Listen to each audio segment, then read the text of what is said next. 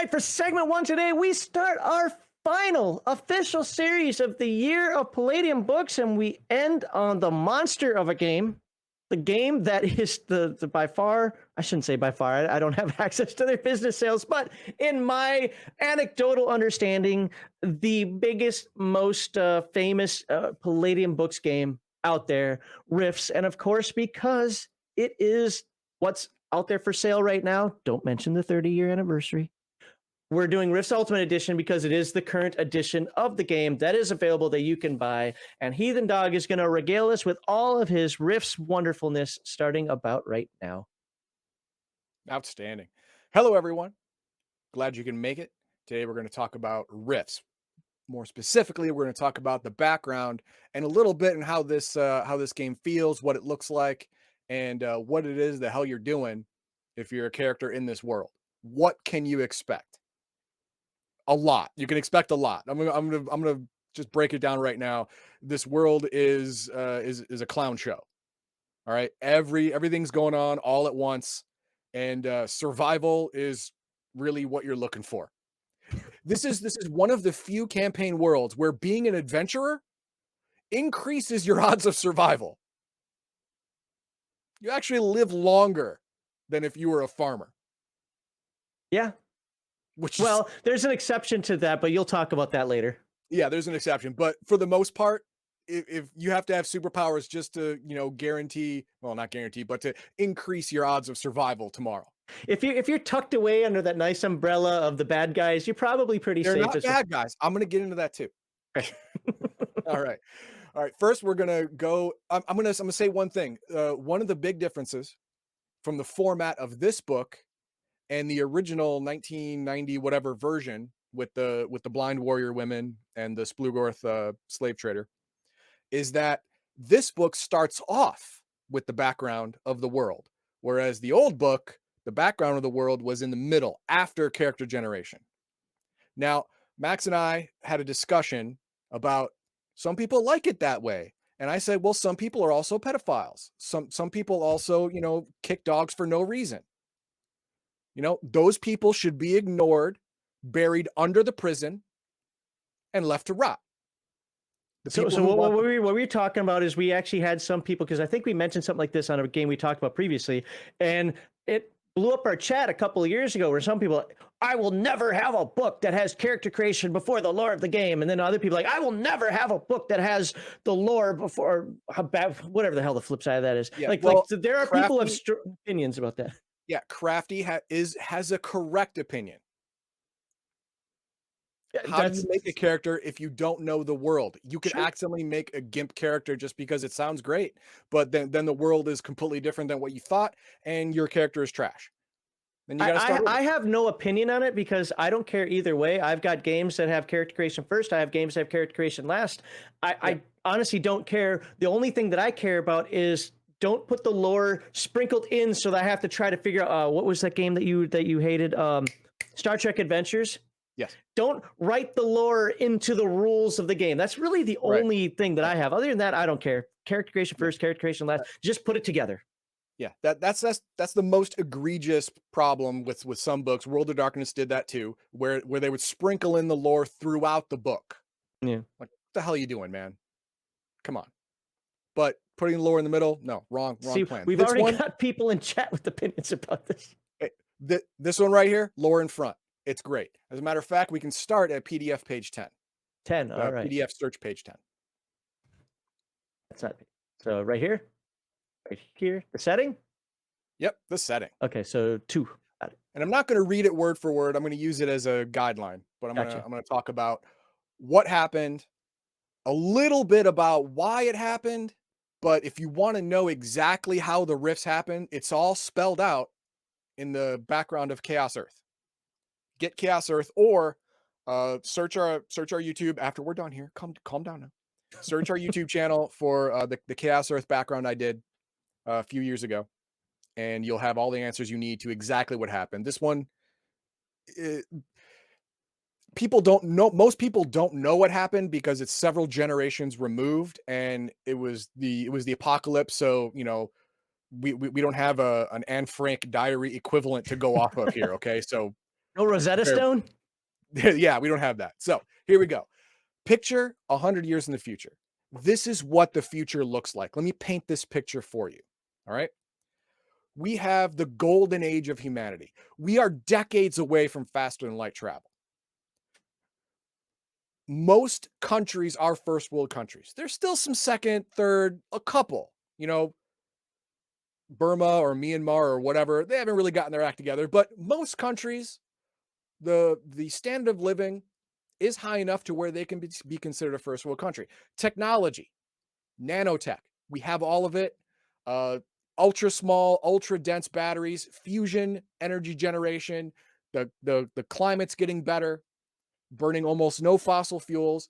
It's great. We have juicer augmentation and mom implants, which are Woo! brain implants to increase the human machine, to increase the ability of the human machine. This is all new. This is all just coming online, and there's been peace for at We least shall 50 have years. peace. Exactly. Everyone is jumping on the technology bandwagon, and instead of fighting each other, it's a technology race. Whereas, the US and the USSR had a space race, now every country has a tech race. Who can do the most genetic modifications without exploding people or turning them into jellyfish? Who can expand human intellect to the point where you don't create a despot overlord, but you do create a superior species. Everyone, almost, okay, not everyone, but almost everyone who grew up in a first world country at the end of this time is genetically engineered to some point. Woo! So instead Eugenics of for the just win. instead of a straight 3d6 down the line, you get a +4 here, plus d4 here, plus d6 here, +2 here, +1 there. If there's any Palladium game where having a low attribute doesn't matter, it's this one. Because It's I think definitely rips. Yeah, we're I gonna get think into that later on, but every single not today. attribute can be increased at some point by some Exactly class. right. Yeah. So the world is looking great.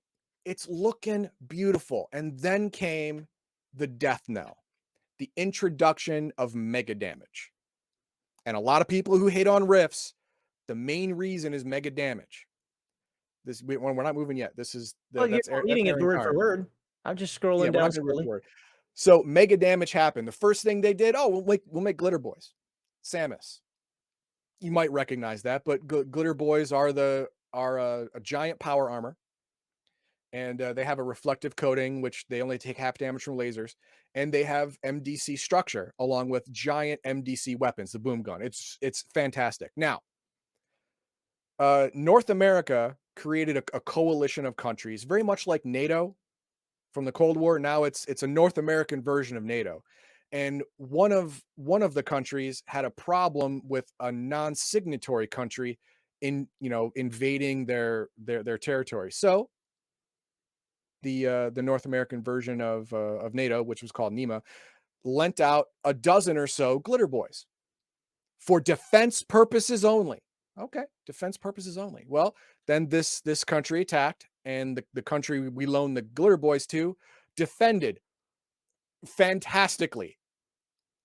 The army was routed, but the signatory country did not stop there. They went and followed the retreating forces back into the aggressor's country and caused havoc. Tens of thousands of lives just snuffed out, billions in infrastructure damage, and they lost a single glitter boy Really, they before actually the other lost country one? was laid in ruin. What's that? They actually lost one? They actually lost one. It was probably pile error. Yeah, It was some noob probably like, pilot error. throw the suit on the kid over there. Let's see how he does. Exactly, right? So that's what happened, whatever.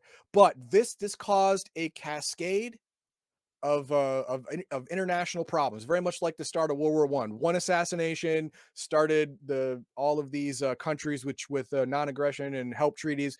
Snowball, snowball, snowball, boom, World War. And that's what happened here. It ended with a nuke. And that is all we know from this book. After that, the rifts opened up. They're not sure why, but magic came back to the world and came back with a vengeance. This is what nuclear war will do to you people. Fair enough. Now, when the magic came back to the world, it didn't all come back all at once. It was a cascade effect. It started in South America and went around the world in a few minutes. But every time someone died, their PPE, their potential psychic energy, doubled and was absorbed by the ley lines. They became stronger and stronger. So think of a tidal wave that just keeps getting bigger the more people it kills. That's exactly what happened. At the end of these few minutes, from the eruption of the rifts to the world being completely engulfed in giant blue ley line energy, billions of people have died, and all of their potential psychic energy was absorbed into the planet. Catastrophe is not a word that is big enough. Armageddon, not enough. Great cataclysm. It's right on the screen. Great cataclysm, again, not enough. Okay. It doesn't paint the picture. Every single person, every single animal that died fueled the fire that kept burning the planet for years. Typhoons, tsunami, earthquakes, all of these kept happening over and over and over for weeks, sometimes months at a time. Humanity was all but, decimated is only 10% of the population. The first 6 minutes, half the population died. 3 months Wow. later, another 80% of what was left was dead. And if that were it, I would say, yeah, great cataclysm. Fine. That's not it. Because when the smoke didn't clear, I'm sorry, when the initial earthquakes and tsunami, whatever, cleared up, humanity, the ones that were left, looked around and saw demons. There really is no other word that we had in our lexicon at the time to describe anything else. They were demons, supernatural beings randomly popping in because in the beginning, a rift could form anywhere, not just at a nexus of two ley lines, but anywhere along the ley line. A random rift could form to this demon realm or that demon realm. It always happened to be demon realms. I found that kind of like stacking the deck, but whatever. And these things we were not prepared for. They threw fireballs. They melted your eyeballs. They were mega damage creatures because the magic in the world was so strong that even if they were normal creatures like humans from their world, when they come into our world, because they are supernatural, they become walking tanks piloted by honey badgers. And a honey badger don't give a F. That's how this works. And they quickly mowed down everything that was put in front of them. That is why after the cataclysm happened, it was 200 years of the apocalypse, 200 years of the new dark ages, where humanity was constantly on its heels, not able to rest, not able to take a breath, because every day was just about survival. Every day was, I need a new place to sleep at night because the demons killed my old one. I need to find food because it's so damn hard to grow things in an artificial nuclear winter. I need to find some place that I can scavenge for clothing because it's been winter time for 9 months now. That went on for 200 years. And then humanity finally got its bearings, finally got enough of itself to secure shelter, secure food and water, and to secure safety. And after that, then civilization was able to start again. This book starts 109 years after that, 109 years after the 200-year dark age. So about 309 years, again, strict records are not known, about 309 or so years from the cataclysm is where we are now in this book. You That's want what happened. That is the general background. And then we go into, oh, I don't know, Aaron Tarn. okay, well, before we do that, let's hit some chat. I got a ton Oh, starred. okay. All right, hit it. Um, lot of these go back to the beginning where basic rules, character creation, advanced rules, or GM section, if only one book, lore at the end. Okay. And some people are just wrong. I'm sure you like blood sausage too. Carry on.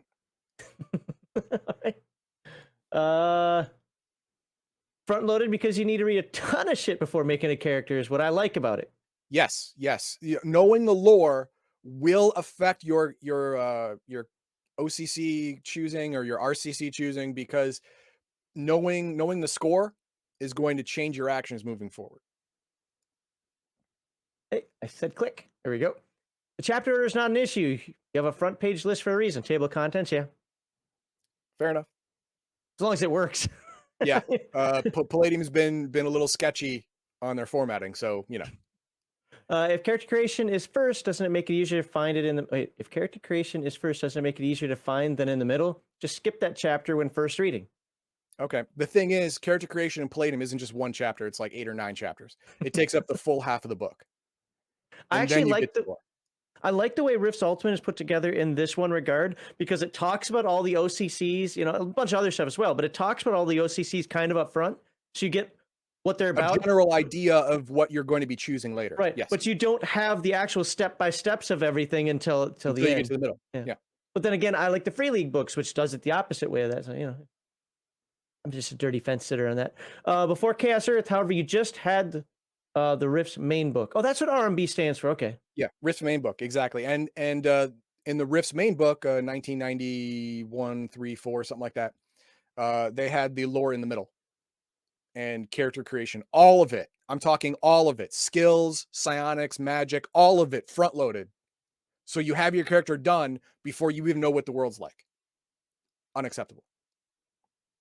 Squirrel Hermit says solid lore first, then maybe some light sprinkles throughout. Yeah, see, As long as the sprinkles don't, like if it's a paragraph or two, yeah. But if it's like mixed in with how you shoot somebody, like it's not no. good. No. Yeah. But yeah, you know, solid lore first. Yep. Get an idea of what you're doing. Everything else comes next. Nerdy Ogre says, what does it matter? It's not like it's a novel. Just go right to the part you think is important first. That's an argument. I've heard people say that. Nope, it's not a solid argument. It's about as solid as quicksand. Nerdy Ogre, you have to change your life. Trust me, your life will run 87% smoother if you change your opinion on just this one thing. Hey, Heathendog, how about this? I covered the books. Oh, okay. I read this when I started because I want to say, look, no. Start your channel. Do what you want to do on your channel. You're not going to... There's no competition here. It's just more stuff for people to look at. So by all means, do. I might have a different take than you. Yeah. You know, there you go. Do your thing. Absolutely, do your thing. Do what you want to do, and you know we'll shout you out. Handgun versus tank equals SDC versus MDC is how I explain it. Yeah. Yeah, and that's exactly what I'm going to do next before we get Aaron Tarn. This MDC SDC thing for Palladium. Now we're getting into MDC. We've alluded to it. We haven't actually explained it yet. And in Rifts, that's one of the most important game changes that we're going to encounter right off the bat, switching from SDC to MDC. This wasn't the first game to use MDC though. Not the first, no. Robotech did. We didn't cover Robotech. Right. Well, you know, it's because Robotech isn't part of the IP anymore. Yeah, it's not part of the IP anymore, and you can only get it on eBay and whatever. Couple more here. Yeah, there are Palladium books, or were Palladium books that used MDC, but we didn't cover them because they're either no longer sold or they're no longer part of the Palladium IP. A couple that just piggyback on that one, Mega Damage. Yeah, it is. It is completely believable. Yeah. So Chill Gamer says it's not just that the world got wrecked, but it got wrecked in such a hard way that you spend 200 years recovering. It's like the worst bender ever. Worst bender ever. Exactly right. Yes. Worst bender ever. And the coalition rose to save humanity. Hallelujah. Indigo Dragon. Hallelujah. By the way, to all the other, how shall I say this, discords and whiners out there who are going to get mad because Heathendog and some people support the bad guys, get over it. Because you have to look at it from the perspective of the people who just got saved. They might be from the 10,000-foot view looking down the bad guys, but if you're just a simpleton, if you're just an SDC person like me, and you're just trying to drive your car, go to work, or in this case, survive, get some food for that day, and these people come in... fucking deal. It's a good deal. You'll take that deal 3 times a day. And finally, Chill Gamer says, blood sausages is delicious. You're gross, man. man. All right. So, All right, so we're gonna go to SDC MDC. yep. And what page is that? No, that we don't have to go to a Oh, page. I'm oh, just gonna okay. say it. I'll I'm just just gonna keep say this it. picture on here then. Yeah. SDC is standard damage capacity. MDC is mega damage capacity. Now, before the rifts, humanity got some MDC, both in weapons and in armor. Now, what this does is 1 mega damage equals 100 standard damage. Okay. And in some cases, not all, in some cases, 100 standard damage equals 1 mega damage. There are caveats and addendums to that. It's almost on a case by case basis. I wish it was more solid, but there are some instances where even 100 SDC still doesn't do mega damage. But 1 mega damage always equals 100 SDC. That means if you hit someone, a regular Joe like Max down here, you hit him with a laser beam and you roll a 1d4 mega damage and you roll a 1, Max I don't dies. exist anymore. He dies. That's it. He's dead. He took 100 damage. That his SDC plus his hit points is not 100. It's far less than that. You don't know that? I do know that. He dies. So mega damage was a big deal. That's why those 12 glitter boys basically wrecked a country. They lost 1. Still think it's pilot error. You know, he didn't pop the clutch right or something. I don't know, but he tore out the gearbox and had to abandon it. I think that's what happened. Because this is a, 12 people in power armor can take over your country. Mega damage is a thing. Now, almost every single supernatural creature that comes out of a rift is a mega damage structure on your planet now. You're boned. You are boned. In many books, it talks about this. A bat, a Louisville slugger. It does say 1d6 plus your strength and SDC. And you are attacking a tank. And you hit the tank. You can hit the tank all day. The only thing you do is scratch the paint. You're never going to do any structural damage to that tank. Ever. AK-47. Wonderful weapon. The Russians love it. And there's a good reason. It'll fire in the mud. It'll fire in sand. It'll fire while wet. Shoot the tank all day. Go through all the mags you want. Only thing you're going to do, maybe dent it a little bit. And again, scratch the paint. You're not going to do any structural damage to it. You're using an SDC weapon against an MDC object, you lose. I'm going to hide behind this reinforced concrete brick wall. Reinforced concrete's nice. It's got great tensile strength, good longevity. 1 mega damage, cut through it like butter. You got a big hole in it. There's actually a good example in the Rifts book about what happens when a mega damage weapon hits an SDC, say like skyscraper. It doesn't just melt it away and make it fall. No, it's a hole. It's a hole. Yeah. But it's definitely it's a hole that goes through the building after the building behind it, the building behind it, until it runs through all of its converted SDC damage. So, if I shot a laser and I did 4 MDC, that's 400 SDC. That laser blast will continue through all SDC obstacles until it runs out of damage, which usually means throughout the entire building and then the building behind that. Drywall has very little SDC. Who knew, right? So yeah, it's going to burn through an entire building. It's not going to cause the building to collapse unless it's a plasma bolt. Then that's an actual explosion as well. So it may cause severe structural damage at that point. But your normal lasers, pew pew lasers, they just shoot through. That's fine. It's fine. But you are going to go through that. That's not hard cover. That's soft cover. So that's SDC and MDC. Now, you're in a world where MDC weapons are controlled by military and paramilitary organizations only. Very, very few comparatively on the planet per person. And then the population of the world triples, all of it with MDC monsters that want to eat your face. You lose. And that's exactly what happened. They lost consecutively for 200 years. So, we go to the recollections of Erin Tarn. Erin Tarn is a what is she? Rogue scholar? Yeah, she's a rogue scholar, and she has traveled the world with her cyber knight companion, constantly friend zoned, I think. Just for friend zone to hell. He's never getting any.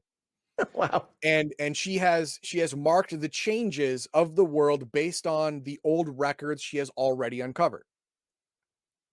And if you want to go through this, you can. I'm going to touch on some of it. All right. So she goes through here. She's written 72 books and 31 video discs. All of them are illegal in the CS because she's evil and she wants to destroy your way of life. Humans first. She talks about So the time what before the propaganda rifts, does which is she have? what's that? What propaganda does she have that that instills that kind of reaction? Oh, it's actual facts. So Okay. it's really hard to fight actual facts unless you're a woman or or an authoritative regime, which is what the CS is. So the first little bit is everything I've already said. Then there was the coming of the rifts. We already did that, and then we move on to Aaron Tarn, criminal or historic visionary. According to the CS, she's a criminal. According to other factions who have embraced magic and humanity, she Oh, is a historic visionary. And there's a lot of NPCs talking to each other. And then we get to the world overview, which is right there. You go, the world overview. And we look at our world circa 105 PA, post apocalypse. That's 200 years ago was the end of the Dark Ages. That's where the new calendar starts. 109, right? The end of the new Dark Ages, year one. 109, right? 109 now. Yeah. Okay, so what Erin did, she went all across the world to see what the world was like now, because people in North America only knew, what their neighbor was doing, 100 miles away, even may as well be on the moon. There's no communications. All those lines have been long dead, and radio communications are line of sight only because all the satellites are either dead or non-responsive. And there is no infrastructure for, even underground fiber optic cables. None of that exists. So it's line of sight. And usually that long range type of radio communications is only had by military and paramilitary organizations. So your normal person doesn't have a telephone. You just can't call someone in the next town. You got to ride a bike or a horse or a car or probably a dune buggy, but whatever.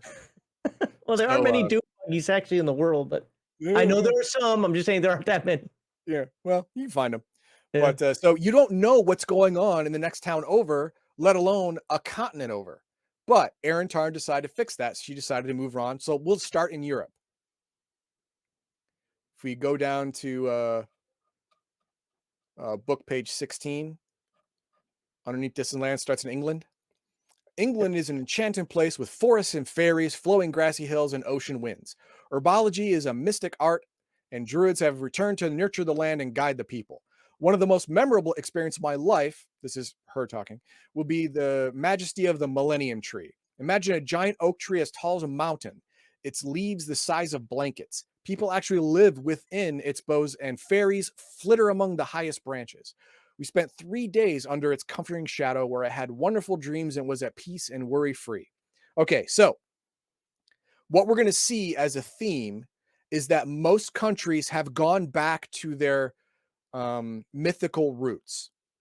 Because as we find out, myth 99 times out of 10 in this world has a basis in actual fact. Can I ask you a controversial question? What's that? What do you say to the people that, because I like the way you presented that right there, goes back to its mythical roots. Mhm. What do you say to the people that look at these source books, these world books, and say, oh my God, you're stereotyping people and these books are bad because you're appropriating culture? And I hate using those terms, but that's Yeah. exactly what I've been reading. Actually, if you use appropriating culture again, I'm going to meet you. But that's fine. But each region of this planet has its own folklore, has its own religion, has its own myths about creation. They all happen to be similar, but they all aren't the same. They rhyme. England, Scotland, Ireland, they have similar backgrounds, not the same, but they rhyme. Southeast Asia, Central Asia, different. Japan, different. Similar, but different. And what turns out is when magic returns to the world, all of these regional folklores end up being based in fact. It's just magic So was too low. whether it's England, Yes. Germany, Australia, because I know that one gets people's panties in a bind. Gargoyles are everywhere in Uh, Germany. They love it. They love it. Japan, China, all these places. It doesn't matter. No one was singled out Nope. as being beneath contempt or whatever nonsense. Because I got this segment one, I've got to avoid the words I want to use. Well, no. Just think of it this way: everyone was right. It's not that my folklore is better than yours. No, everyone was right. Oni in China, they exist now. Fairies in England, they exist. Everyone was right. What are you bitching about? There's nothing. Nobody's right. I mean, nobody's wrong because everyone was right. Everyone wins in the way that they lose. Because supernatural threats, like I said, for 200 years had regular humanity on the ropes. So everyone was right and they all lost. So there you go. So England is steeped in its local its legends and folklore is now come to life. So druids are back, fairies are back, bogarts, stuff like that. They're all back now. Dragons, real, they're back. Excalibur's running around somewhere. You'll find that in world or source books, but it's there. So that's England. It's highly magical. People had to adapt in different ways. In North America, we doubled down on technology. In England, magic was so abundant and ley lines were so much everywhere, technology was not worth it. It wasn't worth hanging on to. They embraced the magic. And they found a way to not only live in this mystical island that they find themselves in, but thrive in some places. That's England. Let's take a look at other places. The New German Republic, the NGR. Home to the arms manufacturer Triax, is a wonder of technology and a bastion of culture and civility. The people are amazingly cheerful and full of enthusiasm for life. I say amazing because they're quite literally surrounded by an ocean of monsters, gargoyles and the wingless gurgoyles, as well as broodkill. Oh, these things. These guys are all broodkill or whatever you call them. And other monsters have gathered by the millions to claim Germany for their own. But Germans are tough. Germans say 9. 9. And you don't get it. So they double down, unlike in England, just like the North America, they double down on technology. And they're actually better at it, at weapons and armor technology than the coalition states in North America. They have better weapons, because they are constantly assailed on all sides by supernatural threat all the time. And they ended up protecting their people and creating a thriving nation where people are happy. That's a damn achievement in and of itself. And they did amazing things. It's not the Germans of old. Poland, to the east, is even in worse shape. While Germany, like the CS, has humanity safely tucked away in great fortress cities, Poland is a land of feudal kingdoms where technology and magic push back the disorganized bands of broodkill and gargoyles that threaten their lands. The broodkill, I'm just going to keep doing that. That's the thing I'm doing now. Following the lead of the gargoyles in Germany, have dubbed themselves the broodkill Empire. Fortunately for the humans and DBs of Poland, they are a disorganized rabble. So Poland doesn't really have its act together. It's got a feudal system going on, and they're not as harmonized as the NGR and the CS. Fine. Okay, but they're still kicking. They're still fighting. They don't have the safety, but they have the tenacity. Good for them. France. Hopefully they all burn to death. Let's find out. We did not visit France. Good. We are told it is a hostile dark wilderness and domain of necromancers, witches, and blood druids. Sounds right. That sounds 100% right. Although it was not planned, we found ourselves magically whisked to Russia, land of cyborgs, gypsies, magic, demons, and self-proclaimed warlords of Russia. It's the only world book I have. Bob gave it to me many years ago because he's like, "You speak Russian? Here you go." I'm like, "All right." There you go. Never have I ever, put a finger down, seen a cyborgs like these. War machines with sides and railguns and treads and demonic visages that make a person step back and gasp. Well, that's the point. Fight fear with fear. Some of these Borgs were as frightening as the demons they battle, and I was surprised at how cheerfully these warriors give up their humanity to become constructs of steel. No, you shouldn't be surprised because it's always very cold in Russia. Becoming a Borg is satisfying the need to not only get revenge, which Russians are really good at, but also to protect their families from the cold, dark nights of the Russian landscape. That is not a hard decision. That's an easy decision. And then we move to China. Can happily report I've never been to China. Well, okay. I can pass along what we heard. China, as they claim, has become hell on earth. Not just hell, but 12 or 13 of them. Demonic gods known as the Yama Kings have, via the rifts, linked their domains of hell to our natural world and claim large sections of China and humanity for themselves. We are told the Yama Kings squabble and battle among themselves in a bid to become the one true Lord of hell and earth. Although I find this impossible to believe, well, you don't have a big enough imagination. Everyone, the last man, woman, priest, and warlord insisted it was true. The exact goings-on are a mystery because China is shrouded in a perpetual white mist, and one must brave the mist to enter entry into China It's and the portals of Ravenloft. hell. What? Yeah, basically it's Ravenloft. Yeah, just think of China as Ravenloft. You don't want to go there. Leave it alone. Hopefully it goes away. If not, well, that's plan B. Let's stick with plan A for now. India. I've heard the domain of warring gods and the forces of good and evil. We mortals are pawns and soldiers in their battle. That is, again, Indian folklore. The whole Brahma of the whole thing where Shiva, Vishnu. Yep. yeah, Vishnu and Marda and all that stuff, gods of light, gods of darkness, they use people as cannon fodder or tools in their large machinations to take over the pantheon and all of India. It's a thing. Myths come to life. The rest of Southeast Asia is said to be mostly wilderness and monsters, though we have heard stories suggest there's at least one major technological kingdom, as well as a handful of tiny kingdoms and possibly a few wandering tribes. I've also reason to believe that the Haroon pirates have a base camp or an actual city hidden somewhere in this faraway land. Southeast Asia, this you're talking like Vietnam, Korea, Laos, stuff like that, and the smattering of islands around the area. It's mostly devoid of humanity because when the rifts happened, typhoons and tsunamis were already a big thing there, and now they're like 10 times the thing there, and they all died. Like 99% of the people in Southeast Asia just died from storms and tsunami. That's it. They just died. So there wasn't a whole lot of people left to repopulate. Australia This is the book that makes everybody feel ways about things. Exactly. Is said to be a shattered land where humans in the outback live like savages and the two tech kingdoms shut themselves off from the rest of the world. Okay.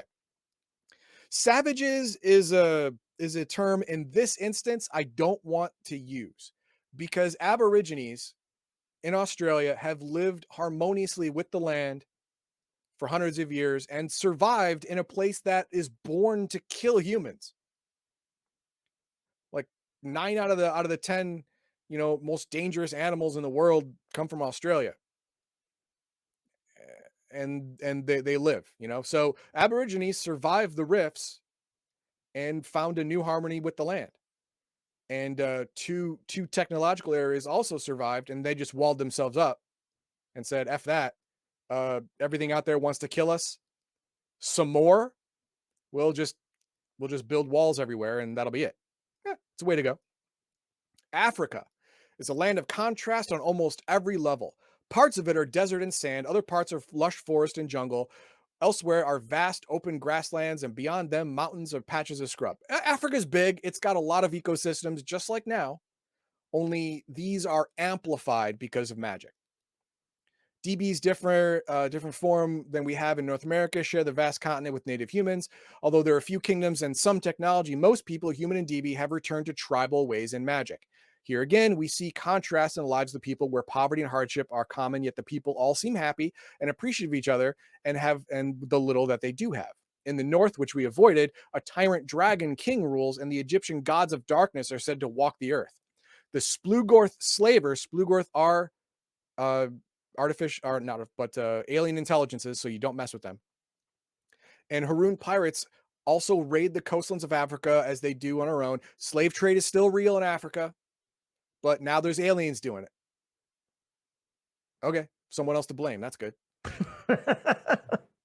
Atlantis. Guess who came back? Guess who came back for dinner? When the magic levels rose high enough, Atlantis came back.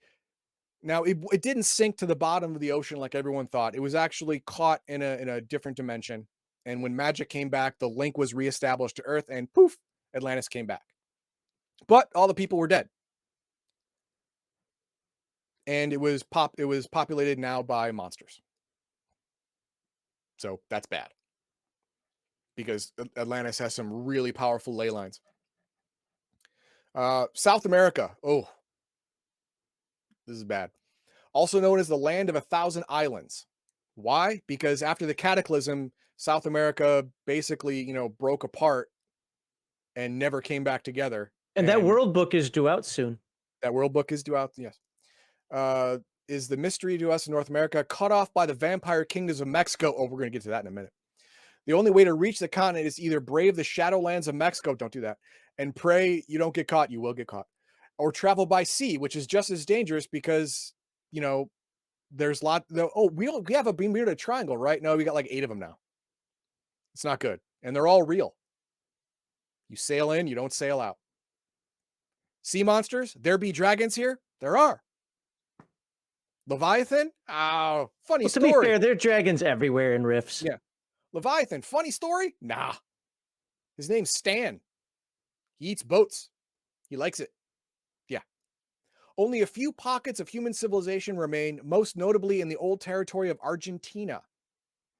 Brazil is all forest and primitive tribes. Argentina offers several cities and a handful of rival kingdoms. Glitter boys, juicers, crazies, and 21st century technology now are present and used in war and defense. There's a kingdom of dragons, a kingdom of lizardmen, numerous tribes that include feline mutants and jaguar people.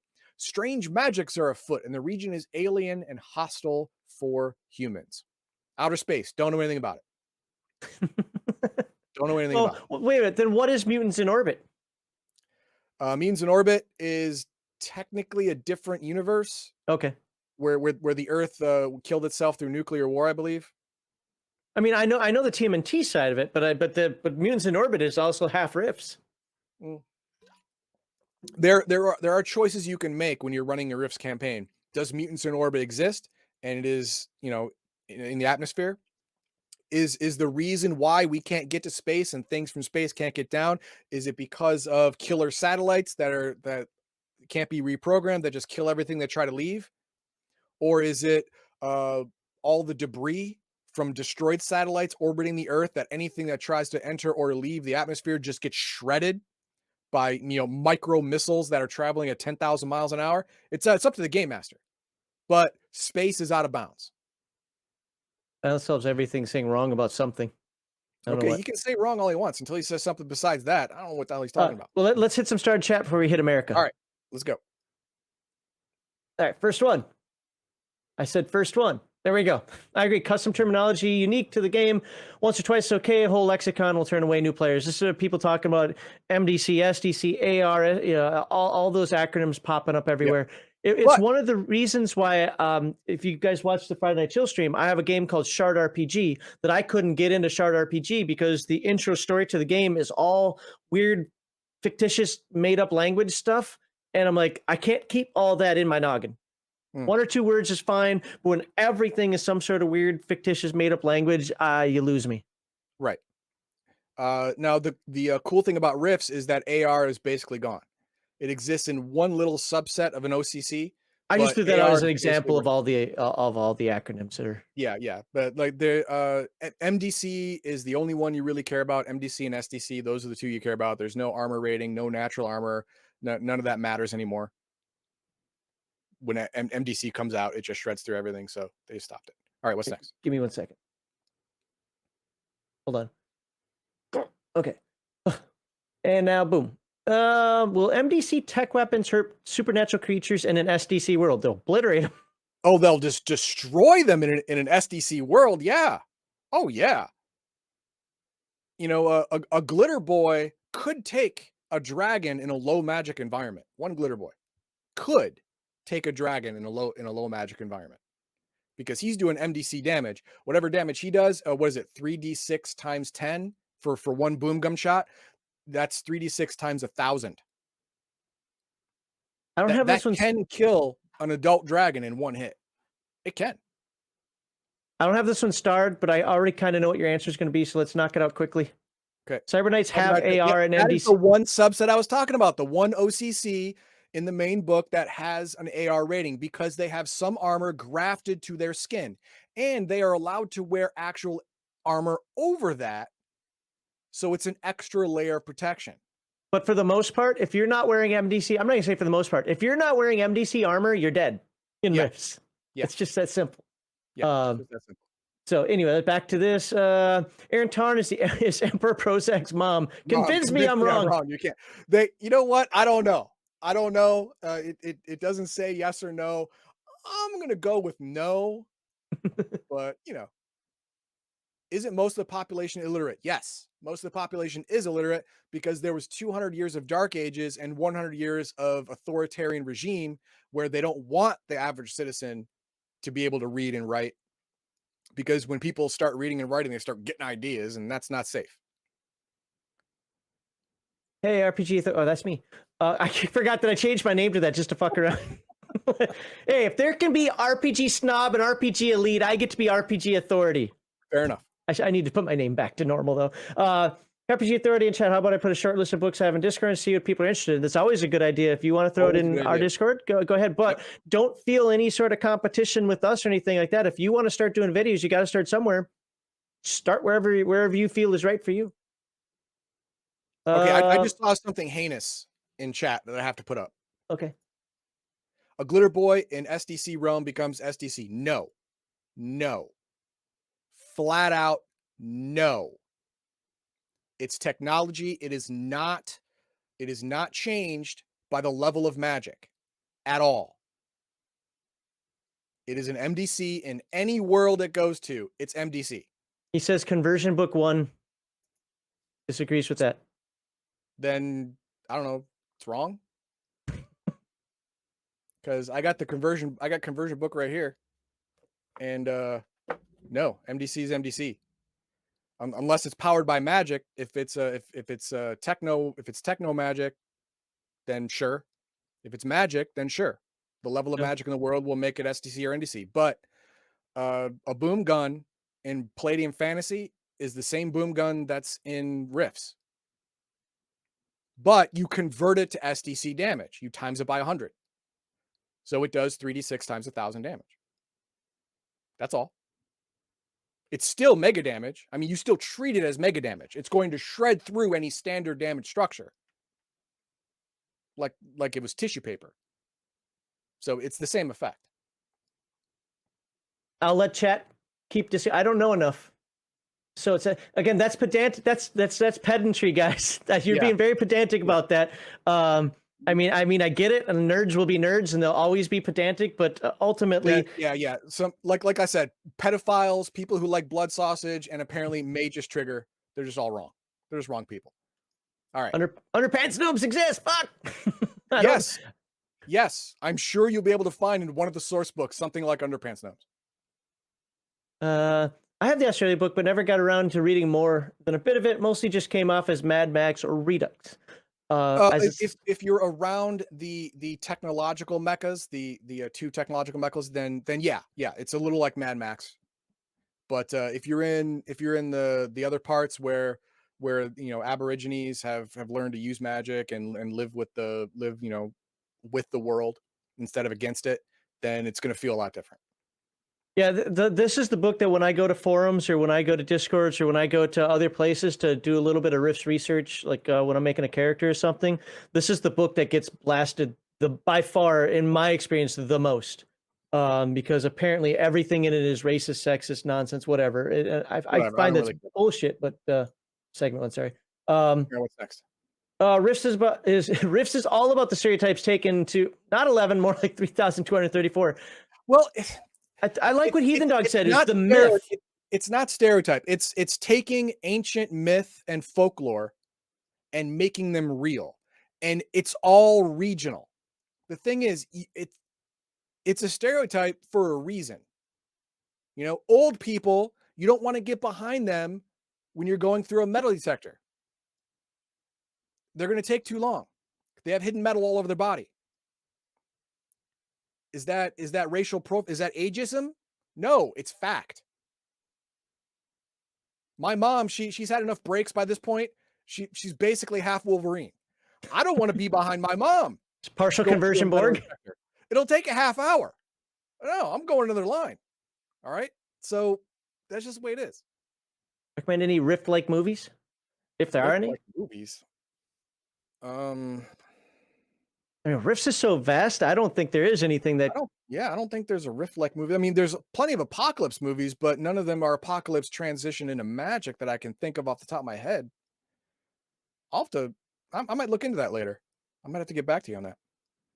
Sounds like Australia to me. Savages work fine. If they aren't sleeping, they're drinking and shooting things. That wasn't the part where he said the word savage, though. Yeah, that's not what I was talking about with the savage thing, but I get where you're going. Australia said literally nothing happened to it. To an outside observer, maybe not. It looks a little different, but it's still trying to kill you. Carl Prosek did nothing Carl wrong. Prosek did nothing wrong. No, he didn't. No, he didn't. I've never heard anybody say anything about Australia. Africa, on the other hand, haven't heard anybody say anything good. That's the other one that does pop up. Well, in the Africa World Book, you have the 4 horsemen of the apocalypse in Africa, which is a bad time. But we're not going to get into that. This is the main book. We're not going to get into that right now. Couple more. Biggest monster in the world is the ocean, the watcher in the deep. Its tentacles literally circumnavigate the planet. Sucks. Is that true? The water, not safe. Just think that 5 feet under the surface everywhere is Jaws. And you're about right. Big Bob, there is an episode of the first season of Stargate SG-1 that they are trying to get removed. It's the one where they go to the quote-unquote Mongol Empire, the one that, I forget the name of it. No, I remember that one. They were trying. It's the one that the lady who plays Samantha Carter, I forget her name. She also hates that episode. But yeah, they're trying to get that removed, just like they got the blackface removed from Community. Oh no, Drowface, not blackface, Drowface. I know. Legion of Myth, Mutants in Orbit is half Rifts. It's the Orbital Space Source Book. Space Source Book has the strongest glitter boy. Mark. Well, okay. Japan's got some strong glitter boy variants with 800 NBC body armor and 46 × 10 particle cannon. Okay. I mean, I don't pay attention. I'm not a Rifts guy. I don't care about Rifts. In the book, it gives you a choice. It gives you a choice. You can make it part of Rift's Earth, or you can make it part of a variant of an alternate dimension. You can. The only 100% other book that is Palladium Rift's Earth proper is Chaos Earth. Beyond the Supernatural is 99.9% likely to be Rift's Earth, according to itself, according to the preface, and it's in the book. And that's Kevin Sambita wrote that 99.9 to give the GM a little wiggle room. But in Chaos Earth, it is 100% Rift's Earth. That is the only one that is 100% Rift's Earth. Everything else gives the GM some wiggle room. Mutants in Orbit is Rift's canon per World Book 6 South America. Okay. If World Book 6 South America says that it is 100%, then it is. But I don't think I have South America. This because, I never got past Mexico, obviously. This one's toward me. So first of all, fuck off. And secondly, I don't know enough. You've been reviewing the stuff all year. I don't play Rifts. You want to talk? Do you want to talk after the bomb? We can talk after the bomb all day. TMNT. Other Strangeness. We could talk about the Weasel and how they changed it. No, I don't do Rifts. I don't know. I have one world book that somebody gave me. I have the Rifter 9.5 because it's the only right one to have. I have the Ultimate book because I was writing some stuff that I wanted to pull information out of. Otherwise, I wouldn't even have that one. I'm not a Rifts guy, although I will admit that in the last couple of months, I've been softening my stance on Rifts, but I don't know shit about Rifts. Okay. All right. Moving on. Yep. Moving on. Oop, I can't get that off the screen now. So let's just put this one up there. I don't know. Mutants and Orbit both source book after the bomb and Rifts. They share the same bits for a lot. Yeah. I only got it for TMNT. So all right, there we go. Okay. Where are we? Oh, American Homeland. Now it starts off with the word savage. Yep. Savage wilderness. There's nothing wrong with the word savage. Nothing wrong with it. It just means it's very harsh. You're not going to like it. I want to spend some words on the subject of the wilderness because our wildlands cover 90% of the continent. I imagine the word wilderness would mean something very different to the people of the Earth's golden age before the cataclysm. Yeah, mostly just be parks. For them, wilderness was a parkland. Oh, yes, it was set aside for vacations and zoological study, nature preserves, blah, blah. But now it's like untamed wilderness. It is like Pony Express time now, wilderness, where your mail may get there, may not, could be intercepted by some dimensional beings that don't like mail. I don't know. It is literal, fog of war type stuff. One other We have thing I want to nature. put out there for folks, what you're looking forward here, is we're covering the Rift's Ultimate book. If something in a source book after this book comes out and corrects something, to be honest with you, we're going with what this book says for now. Right. As we plan on possibly maybe covering the source books and those things get retconned, cool. I'm not saying that any of this has happened in this episode. I'm just saying we're going to go with what this book presents, and we're not worrying about the source books. Okay. I'm adding a little bit. I know you are, which is fine. Okay. What happened to North America is that after all of the destruction, nature came back with a vengeance. Absorbed the cities over the course of 200 years. All the cities that were abandoned, except for the ones that are really bad, like St. Louis. You don't want to go there, by the way. Don't go to St. Louis. But all of the mid, the middle of the country type states, they were all reclaimed by vast wilderness. The landscape has changed. Supernatural creatures have made their lives there who were rifted here and can't get back home. They made their lives there, and they have their own communities and societies and stuff, and we just don't know anything about it because no one there survived. So it is a fog of war wilderness down there. Here in North America, we've seen a technological renaissance that has given birth to several new kingdoms, city-states, and dozens upon dozens of new towns and villages. A few of the largest even stand at the threshold of becoming true nations.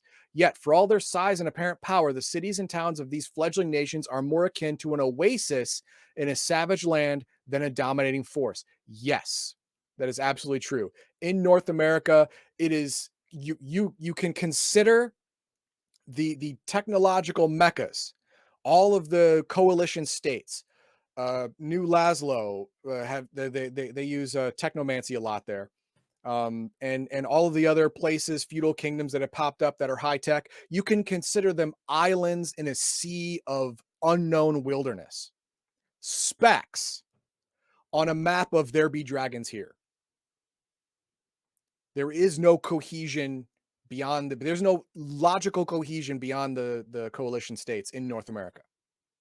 Well, in America. They got some crap in Canada going on, but it's Canada, whatever.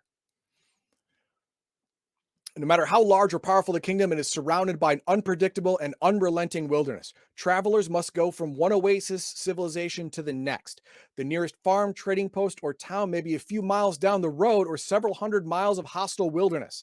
Under the best conditions, a journey may be marked by a dirt road or footpath that's barely recognizable as a trail. Under the worst, there's no trail at all. That's because people who go to other cities mostly just die. So the trail is not well worn because no one comes back. So I was responding to some Discord stuff. What page are you on? Oh, I'm sorry. I'm on page 18. Okay, so you're still up here. Oh, wait, this 18. Yeah, right there. Got it. So a dozen miles of, like, let's say, 12 miles away from here is Canada. And right now I can pass that border whenever I want to. I got a passport. I'm good to go. In this future, that dozen miles may be the same as traveling a couple hundred. It's that treacherous, and you have to plan that far ahead because anything could happen. And you're probably not going to make it because, supernatural demons, especially in the Detroit and Windsor area. The plant life could even attack you. That's what happens. Eastern woods stretch from Virginia north into Canada and west to the Allegheny Mountains, or what is known as the Eastern Wall. with a break. There are home to tribes of barbarians, wild Psystalkers, Shimerian warriors, fairies, and minions of Splugorth. You don't want to deal with Splugorth. The southeast is known as Dinosaur Swamp for a reason and is inhabited by, guess what? Dinosaurs. There are a and lot of swamp people who creatures. want books for that area.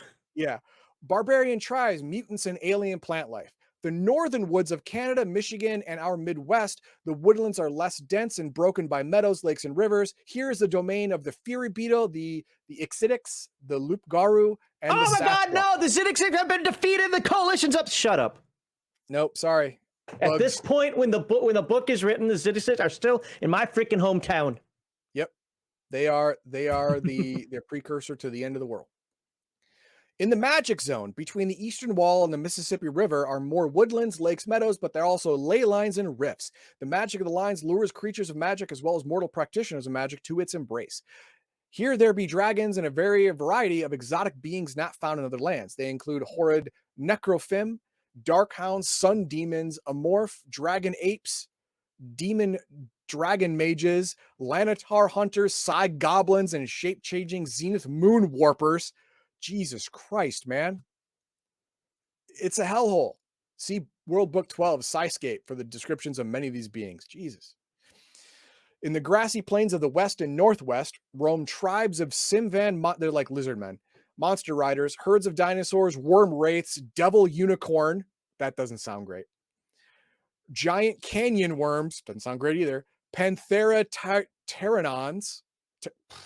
I got nothing. Rhino buffalo, that's nightmare fuel, and many other beasts and monsters. The Midwest is a blend of woods, meadows, grassy plains, farmlands, lakes, and rivers.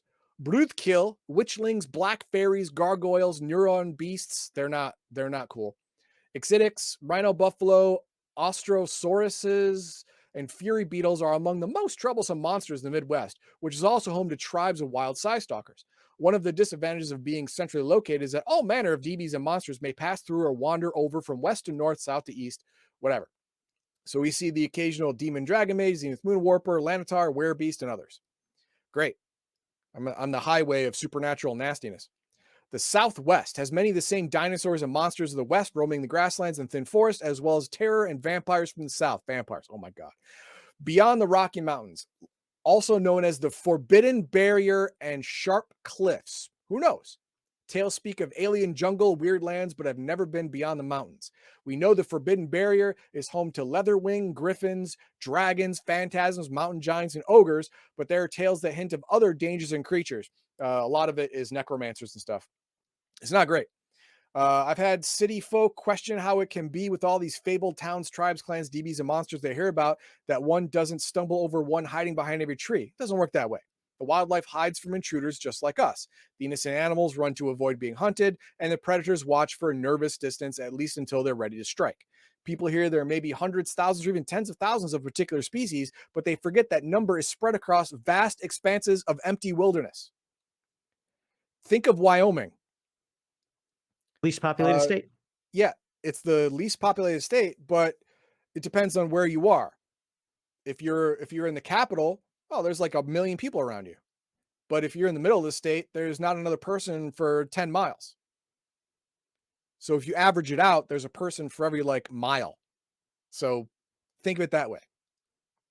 All these supernatural monsters are averaged out. There's one every mile or two. And half of them don't even want to mess with you. So you're not going to hit them all the time. But I do want, the next thing I want to touch on is Mexico. Where is Mexico? Mexico. Dragons and demons and fairies? No, not Laszlo, not all that stuff. Don't care about that. CS are the good guys. If you want to learn about the evil of Laszlo, then you can read the book on your own. Where is Mexico? Here we go. Page 23. But there's a lot of lore when it comes to this. So yeah, we have to skip some of it. Yeah. So Mexico. Now, vampires in Palladium are no joke. They're super hard to kill, harder to even make them stay dead, And once there's enough vampires, the vampire intelligence can come to this planet, and they are cousins of alien intelligences. And I've told you before in Beyond the Supernatural, you don't want to mess with alien intelligences. They win.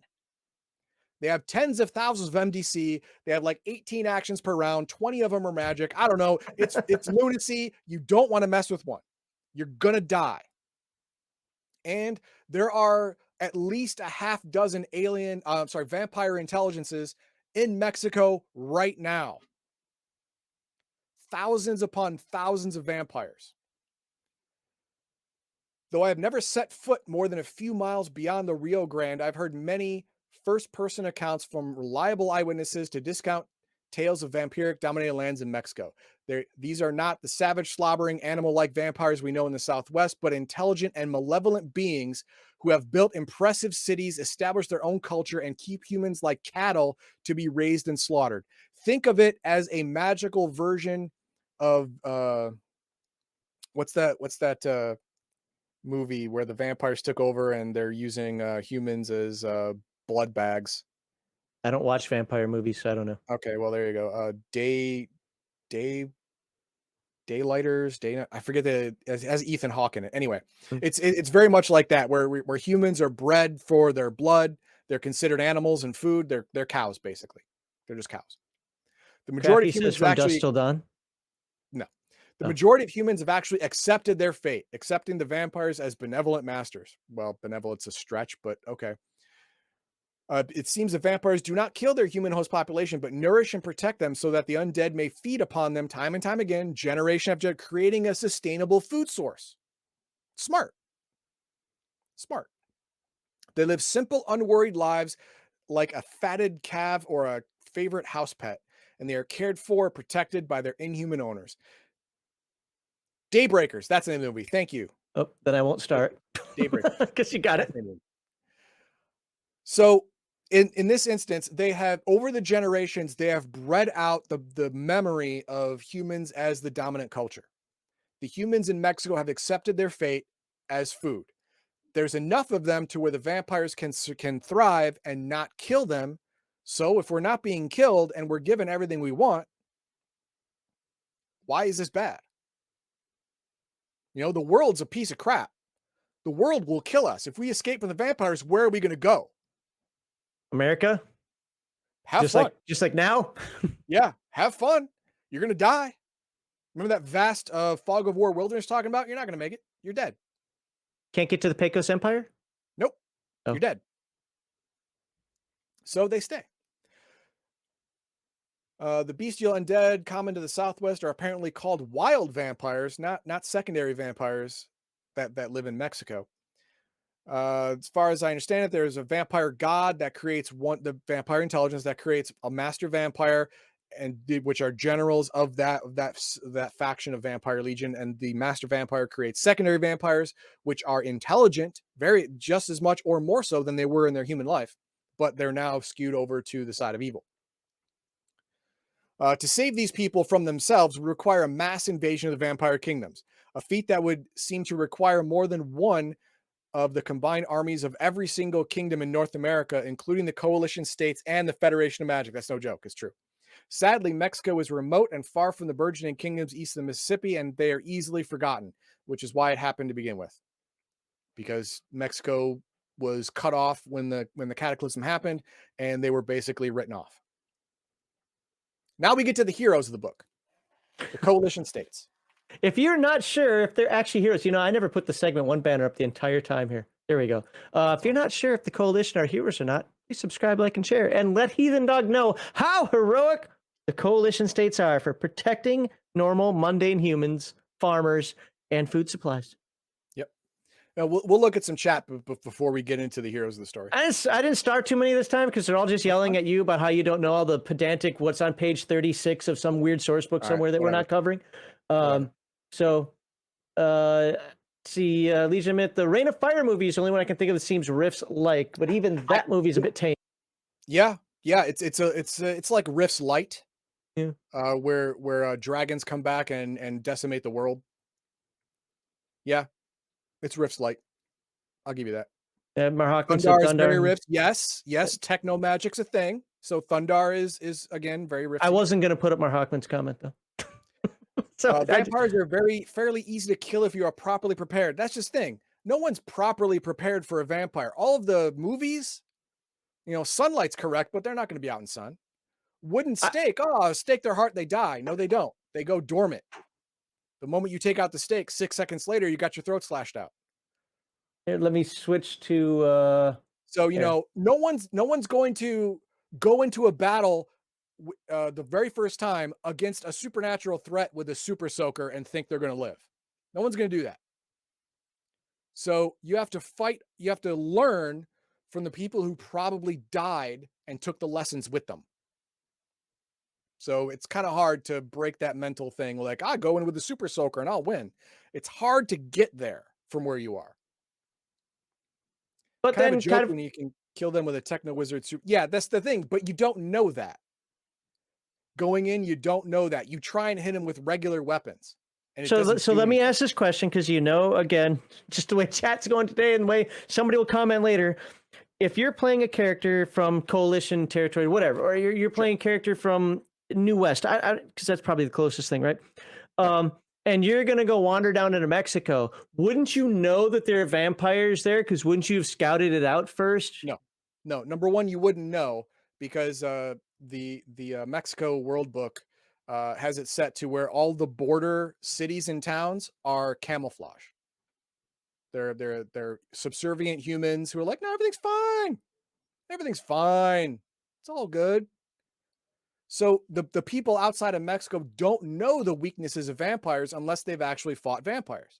But the problem is, if you don't know the weaknesses of vampires and you fight vampires, you're probably not going to survive to tell anyone the things that you've learned. It's a catch-22. Let me go back to this one. I'm at work, but Tennessee may be in Dinosaur Swamp. I don't know. The reason I put that up there, people are like, you didn't read this world book. I didn't read any world book. Didn't read any world books. But secondly, it's what my Discord has been saying. People are like, I want a book on Tennessee and Kentucky. That was people wanted us to ask that to Kevin, and people wanted us to ask that to Sean. That's why I put it up there. Yell at them, not me. I don't care. I'll read all the world books. I'll read none of them. Let's have a world book for every city. I don't care. More lore is good. Ask Max. Necromancer, make their own families. That's right. That's true. Yeah. I don't like my family. I get rid of it, make a new one. or you kill them, bring them back, and make them better. Right. Well, for anybody who doesn't know, I don't so much anymore, but I used to play necromancers constantly in games like D&D, Earthdawn, whatever. Nethermancer, whatever. Don't be pedantic. I'm getting annoyed with that nonsense today. Doc Fearsome. Can character who becomes a vampire retain any special abilities like psionics, magic spells, cyberknight? All right. Just like Drow, there is one vampire who turned good. All right. And it's a character. It's a written character in the book. She has a special ring that stops her mind from being controlled by master vampires. Secondary vampires are controlled by the master vampire, can be directly controlled. So she has a special ring that blocks the supernatural, psychic, 100% effective master vampire control of all secondary and mostly wild vampires. She's the only good character. She's the Drizzt of vampires. No, you cannot play a good vampire. Any game master who says, yeah, you can be Drizzt too, is walking down a path toward destruction. There's one for a reason.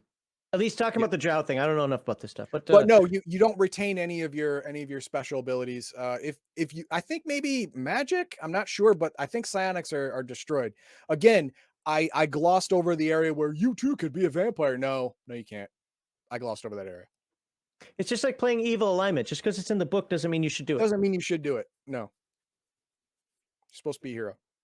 Coalition isn't perfect, but the best option, yes, it is. I knew Heathendog. I'm trying to give Heathendog some positive vibes here, because I just got to be honest. I don't agree with this, but I do agree with it at the same time. I don't agree with that they're the good guys. I agree with the fact that if you're a normal human, they're your saviors. Yes. And you have to look at it from the perspective of human nature. And please let me survive. I'm not saying that if you're playing your Borgs and Crazies and Leyline Walkers and Bursters and so forth, that you should be joining the coalition. No, probably not a good idea.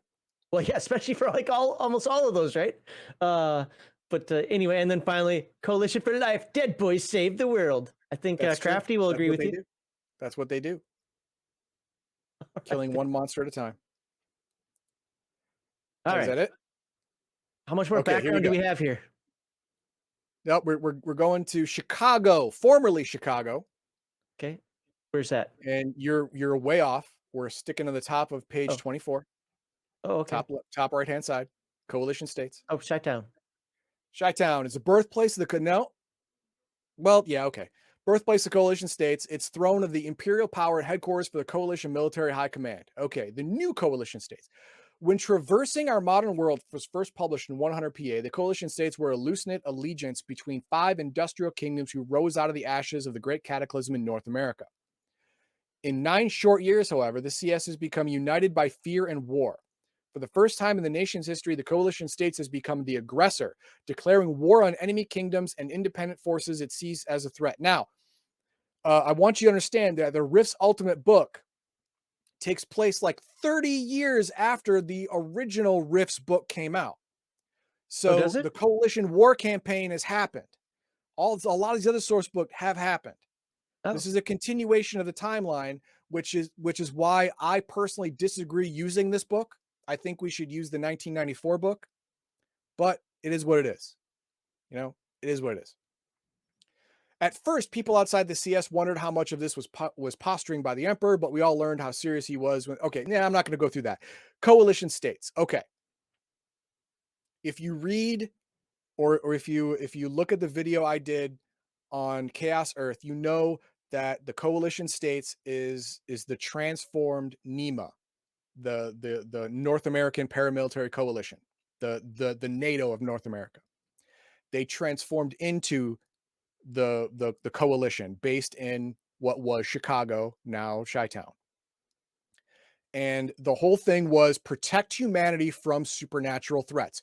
And to do that, they created the stance that supernatural stuff bad, kill on sight. Magic bad, kill on sight. Supernatural creature bad, kill on sight. Non-human bad, kill on sight. From a rift but you look human, infiltrator, kill on sight.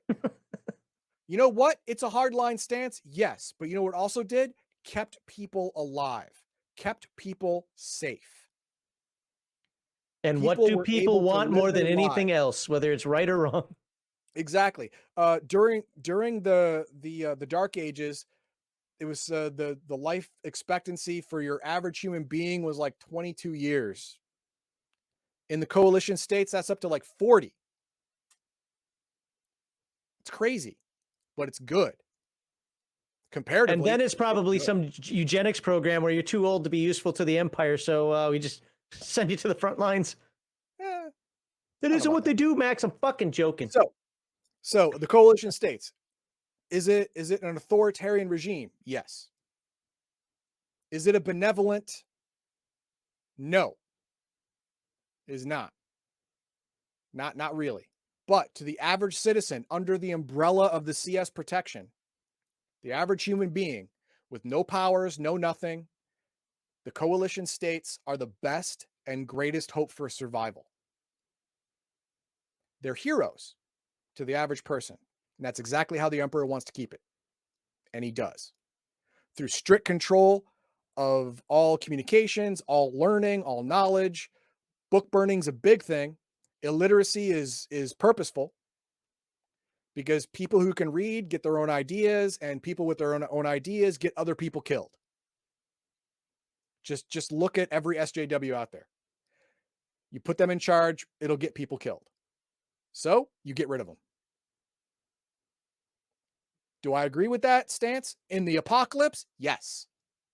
In the apocalypse, it's my way or the highway. If you're in my kingdom and you want to talk out against me, you're going to get your throat slit in the middle of the night. You and your family and your friends and your dog. Because you're putting people's lives in danger.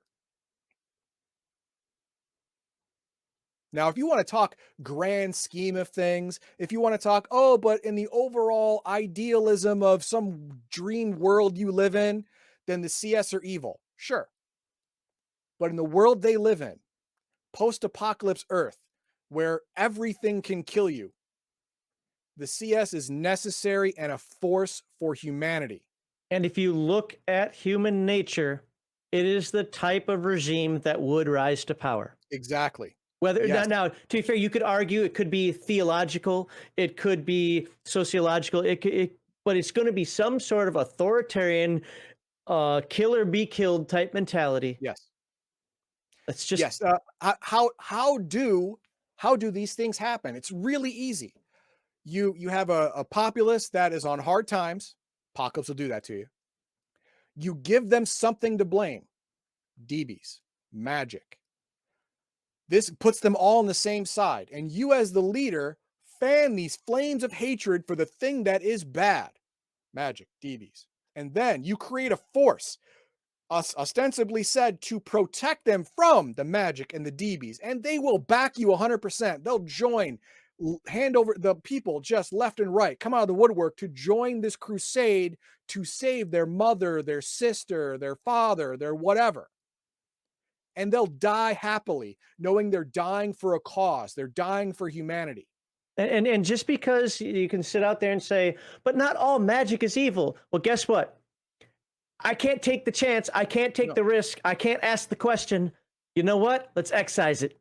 The thing is, here's the problem with here's why that thinking is stupid.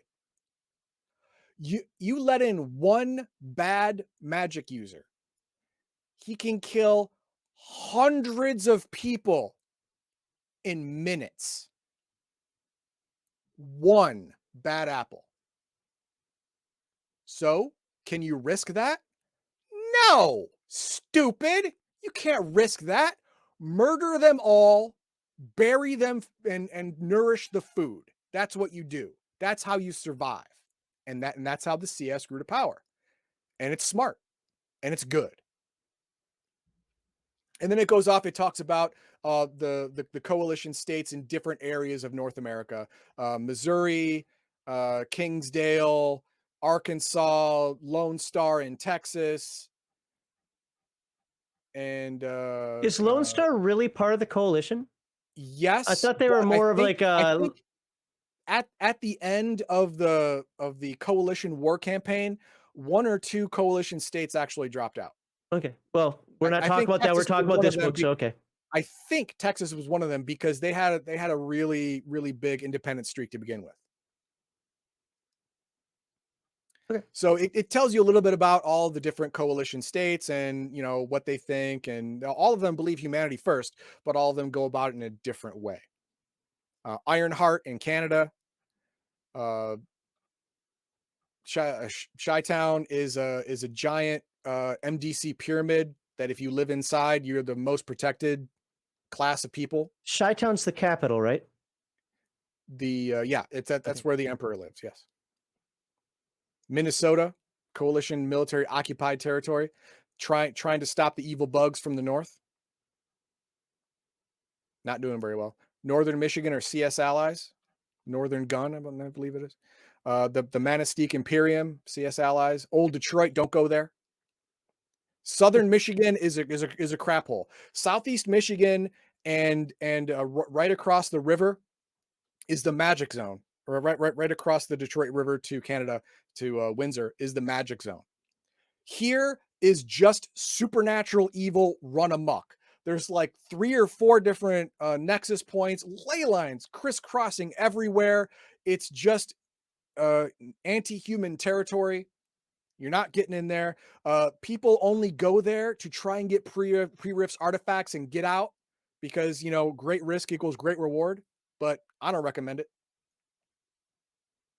And St. Louis, you don't want to go there either.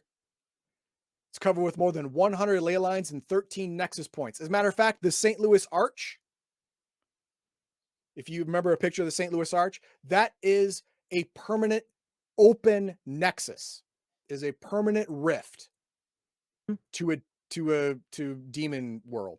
So who controls that? Nobody. It's just no one keeps it open. It just is. But I mean, It who just controls is. that area? Oh God, demons. Oh, all of them. Oh, Yeah, okay. all of them. Yeah, all demons. Yeah, no, you're not getting anywhere around there. Nope, you're not getting anywhere in there. It's called the Devil's Gate. It's on the bottom of page. You see it, bottom of page 31. Yeah. Located across the Mississippi in St. Louis, Missouri, and directly across from East St. Louis, is a dimensional rift that spans the opening of the old St. Louis Memorial Park Gateway Arch. How ironic. Gateway Arch, get it? Several leyline walkers and shifters I've spoken to believe the arch was deliberately constructed and named the Gateway Arch by a secret society of occultists who had knowledge of the location's magical energies and potential power to. This is very much a Ghostbusters situation. Ghostbusters 1.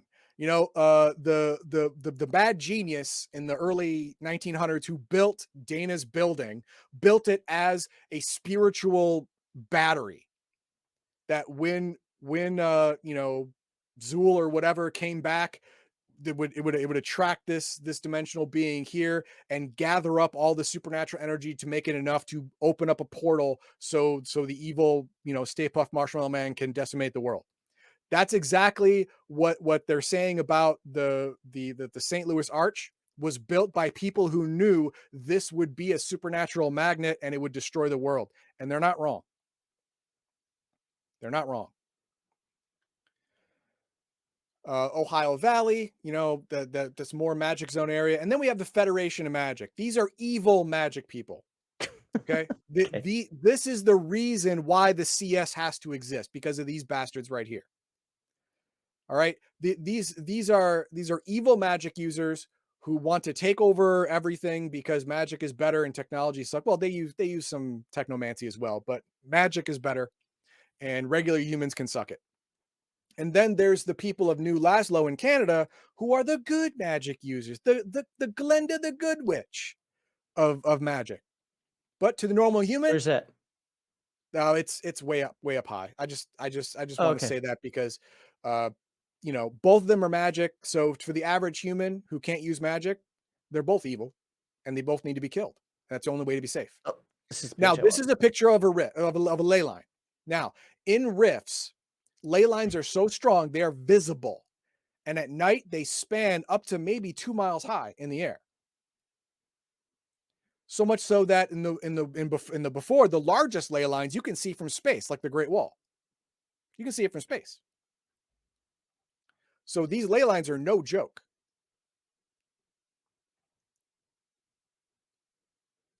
Georgia and Florida is known as Dinosaur Swamp. Kentucky and Tennessee, old American empires are wilderness and rolling hills. Civilization is a rare thing in these parts. The strangest occurrence is what natives call de-shifting. One moment you're walking across a forest path, the next moment the entire forest blurs, then shimmers with silver light. Suddenly the forest has been replaced by an alien forest or desert.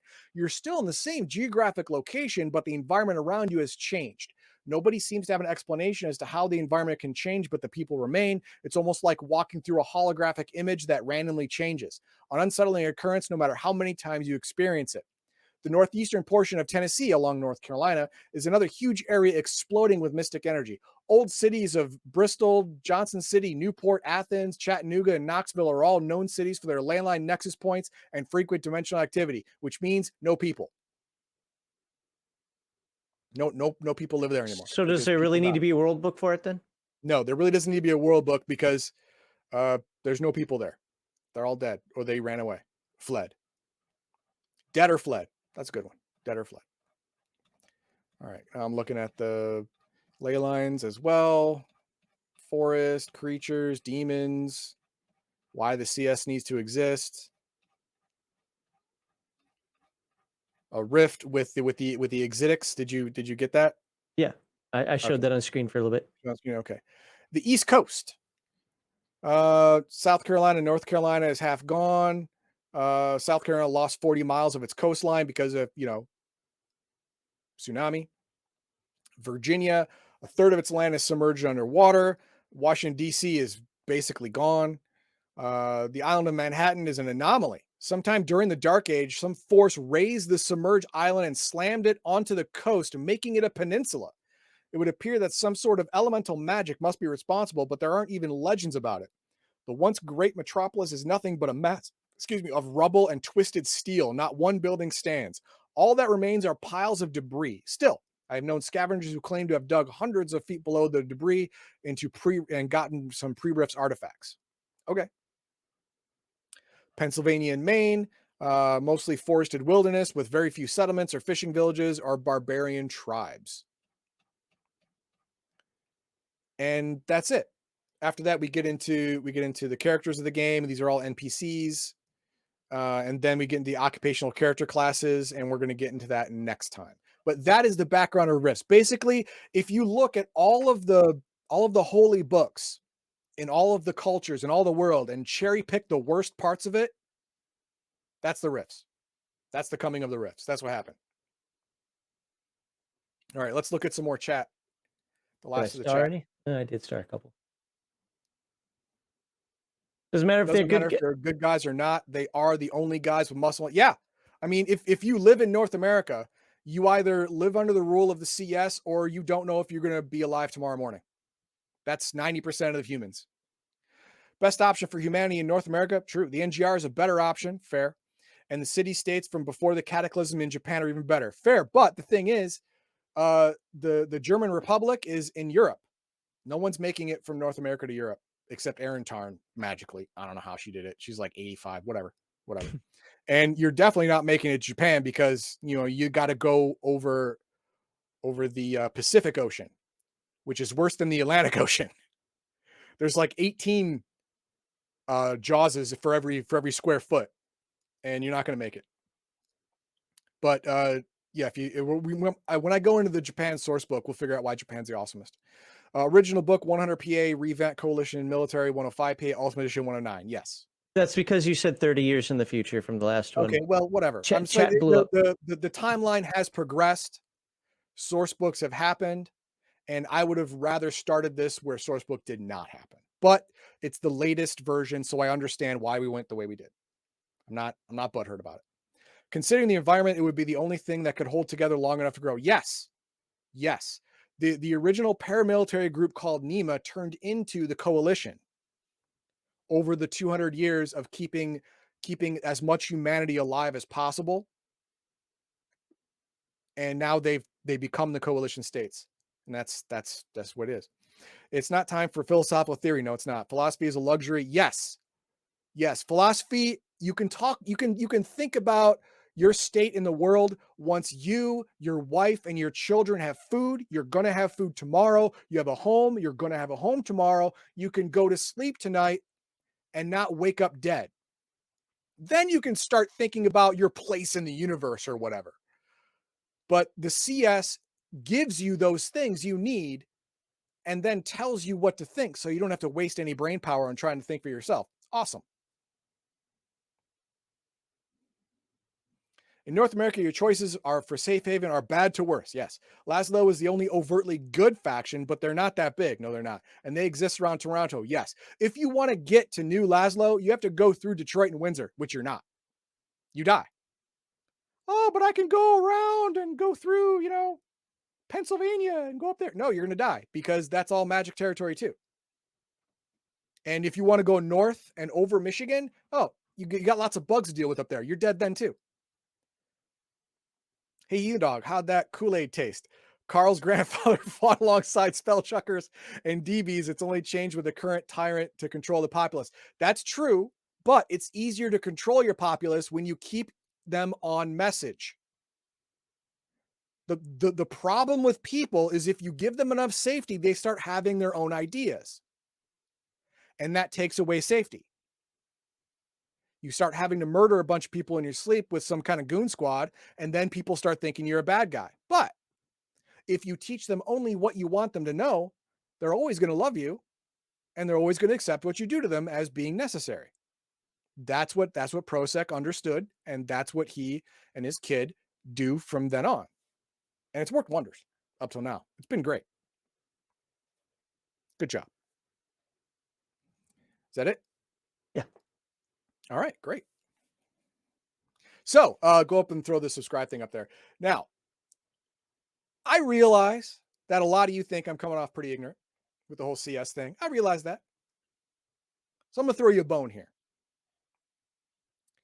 You as a GM, if you want your campaign to make sense, if you want your campaign to not be a pile of NPC drivel bullshit, then you have your characters be born and raised in New Laszlo. You want to be the good guys, the actual philosophical high road instead of the I want to survive till tomorrow road. Have your characters be born and raised in New Laszlo. That's fine. Or if you want to have them be ignorant hicks and be afraid of everything under the sun, then have them be born in one of the small smatter towns outside of CS control that somehow survived. But let me tell you, if they're role playing their characters right, when they hit a CS town, they're gonna love it because they can't read either, so they don't care. One of the things that I'm going to bring up is that if you watched the video last week with Sean being on here, there are a lot of options in Rifts. There are a lot of options. I mean, that's the purpose of the game, is to provide. If you can imagine it, you can be it. There's probably a source book out there that can create it. If not, you're the game master. You can make it yourself. Sure. But even he said you don't have to use it all. In fact, he's run games where a lot of it is limited. So when people are fist shaking in chat going, "Oh, you can do this," I'm not going to curse anymore. I'm not going to curse anymore in segment 1. But no, you don't have to. Yeah, you don't have to. It's the GM's world. You just live in it. Right. If he wants you to have a CS campaign, and you can choose any CS OCC, Dog Boy, Dead Boy, Psy Stalker, whatever, then that's what you do. And you live and die under the umbrella of the coalition. If his people want to be magic users, then you want to be good guys, you go to New Laszlo. You're born and raised in New Laszlo. You can be a Leyland Walker, a Shifter, a Technomancer, whatever. You want to be aberrant or selfish alignments, and you still want to do magic, and Federation of Magic's for you. That's where you grew up. That's where you're born and raised. They got lots of necromancers over there, but whatever. Ooh, comments. Nightbane. Sweet. There are none. Oh. Literally none. Literally none. Okay. Literally no comments. And why even make this slide? 10-minute introduction, Rift's Ultimate Edition.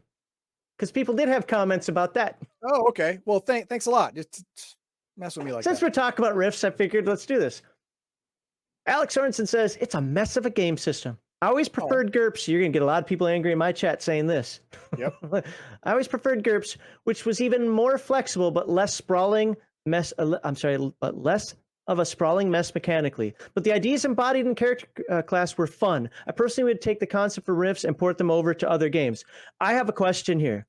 And I love asking this question to people because they never come up with anything legitimate. Okay. And it's, in this case, what's the sprawling mess? What's the mechanical sprawling mess? I'm asking you, Alex Sorensen, what is the mechanical sprawling mess? Now, are the books laid out perfectly? No. Is it sometimes a pain in the... Combat is... I wouldn't call this the Palladium combat system a AAA combat system. I wouldn't call it that. I would not. I've seen a lot of B tier role playing game which has better combat.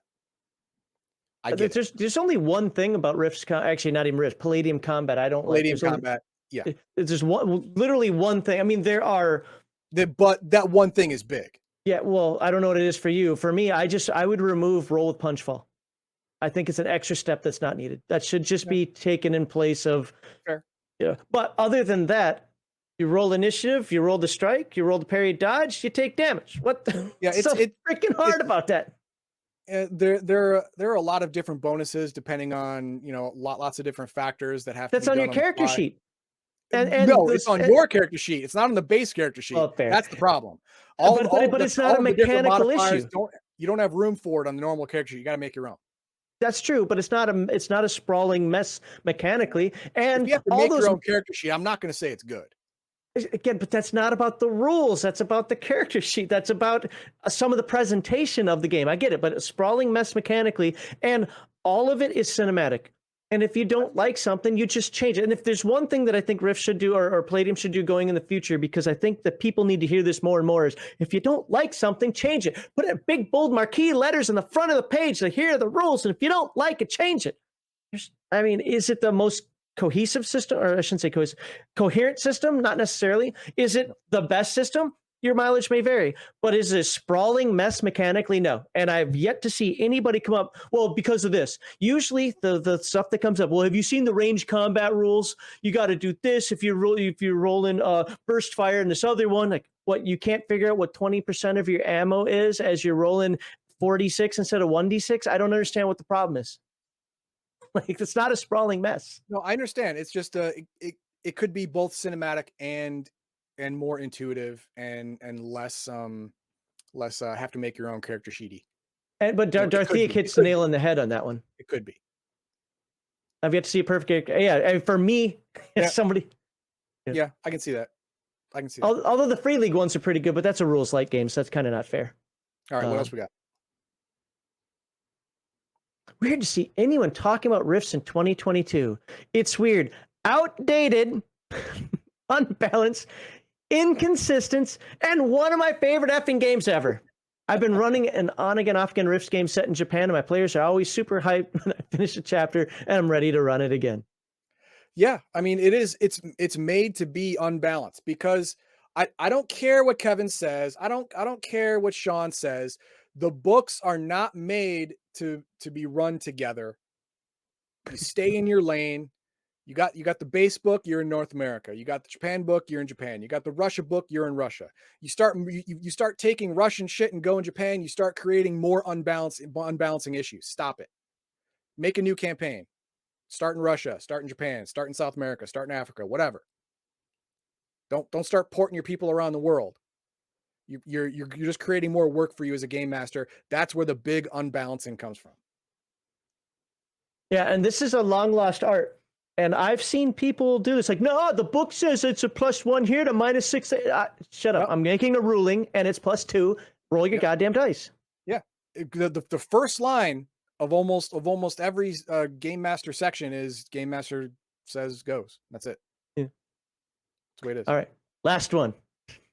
Here we go. Crafty already responded to this one. Okay. Wow. This is really cool until the end part with #RPGate. Okay. You don't agree with RPGate. Okay.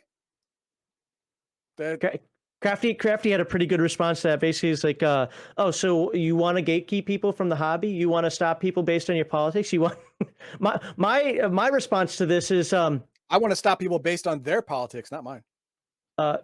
You're just, so for the win, you're the reason #RPGate exists, and you're probably in most need of it. Probably. You need help. It'll help you. It'll help you run better games. Yeah. All right. There we go. Anywho, what's that? Yeah, that's it for segment 1. Outros, like, subscribe, share, etc., yada yada. If you agree with my take that the CS are the secret good guys, go ahead and throw a like. Throw it in the comments. Buff me up. I love it. I have to do it. If you think I'm wrong, then dislike. Click on the dislike, but you better tell me why. I want to see it in the comments. I want to know why you think the CS aren't the low-key good guys, so I can counter you tit for tat. There it is. So if Lady asks, what is RPGate, or should I just Google it? Well, here you go. This is #RPGate, and give me just 1 second here. Because I have a spiel for this. Because I want to say it right. Because I want you to be excited about this. We believe that role-playing games should take place in fantastic worlds, and that the focus of your tabletop group should be on role-playing and having a good time. The core values of #RPGate and any good tabletop community are escapism, not representation, entertainment over activism, and natural, organic inclusion, not forced diversity. And Flady, for $1.99 says, CS rules, dead boys for life. Thank you for $1.99. And now that will end segment 1.